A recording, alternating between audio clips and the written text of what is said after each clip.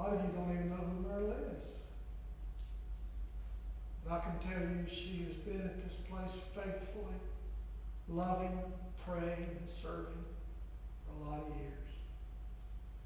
This church is full of those kind of people. I can tell you that there's a large group of people in this church that before they call me to pray, they'll call you to pray. Because they know that you're not only going to say the words in prayer, you're going to pray in the Spirit of God. And you're going to minister. And you have blessed Eddie and I. And this church over and over. And I know you're struggling a little bit because your health is not allowing you to be as busy. But do not let the enemy intimidate you. Do not.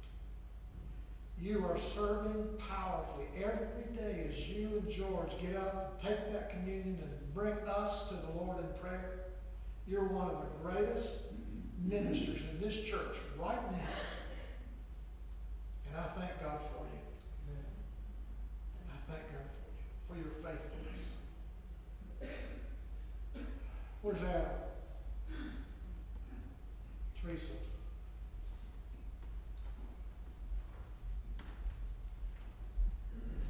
A few years ago, we had one or two teenagers. Whitley was one of them. How many times was it you and somebody else in the youth group?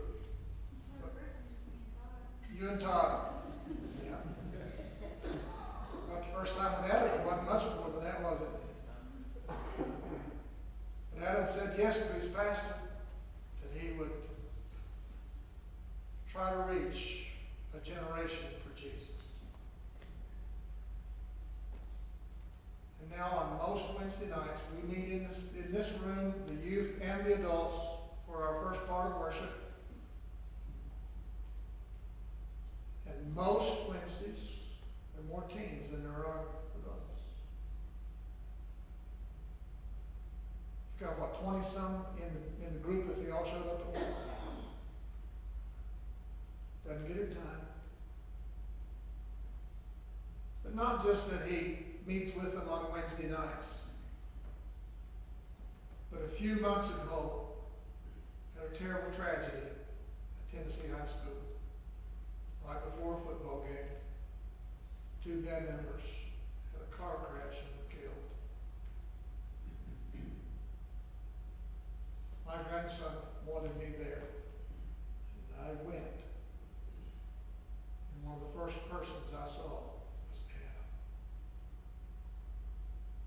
He was there because his kids were hurting. This is a man that not only has a job, he has a business. Then he has 3 kids. And a red-headed wife.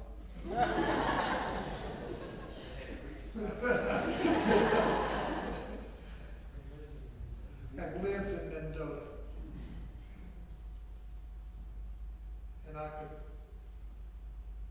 can't believe the fact that that girl's sitting beside him.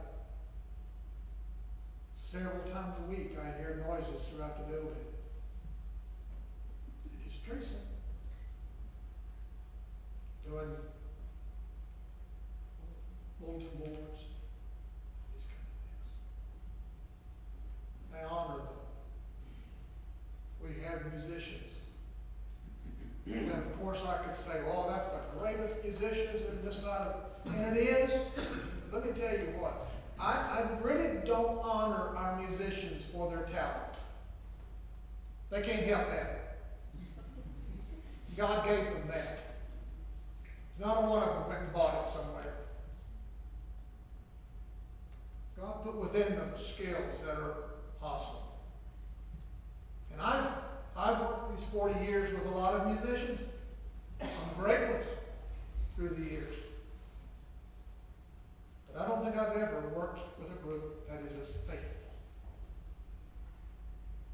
as these we have serving us week after week after week.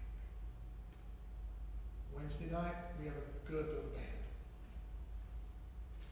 On Sundays, of course, you're blessed over and over. Notice that they're there.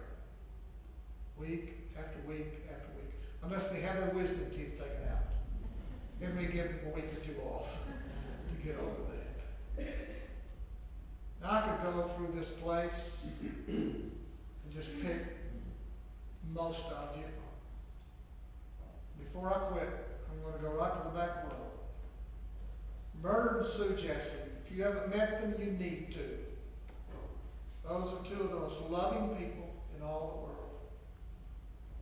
And when they started coming, we had a meeting at their house one day. And Sue said, I don't know why you want us. We can't do anything. And they can't do as much as they would like. But let me tell you, 20-some years, those two have been faithful to this pastor and his wife and his ministry. Back when they could do, they did anything and everything you could imagine. They're faithful. They're still faithful in what they're able to do. See, it doesn't sound like a sermon. Okay, let me just say it this way. Go thou and do likewise. You may never get your name mentioned from a platform. You may never get your picture on the front page of the newsletter.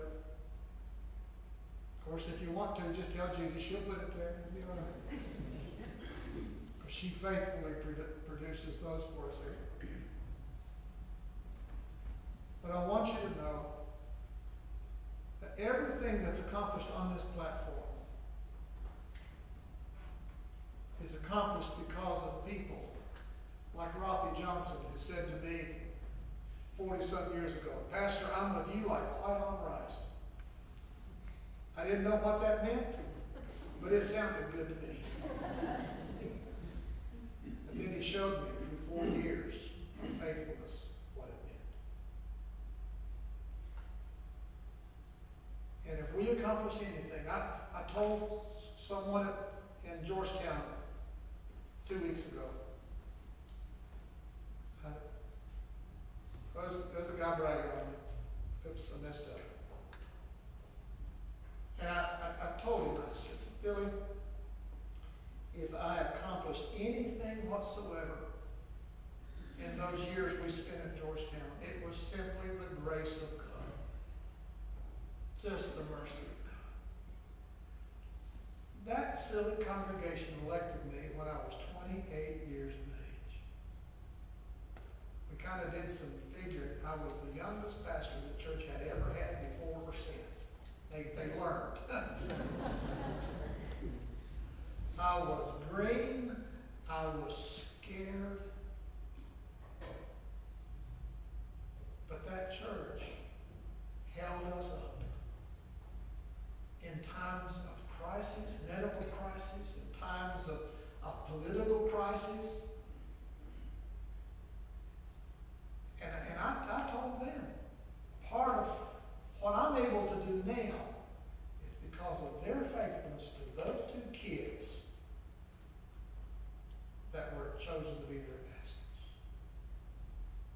And if I am this day able to do anything that's of benefit for the kingdom, it's still the grace of God.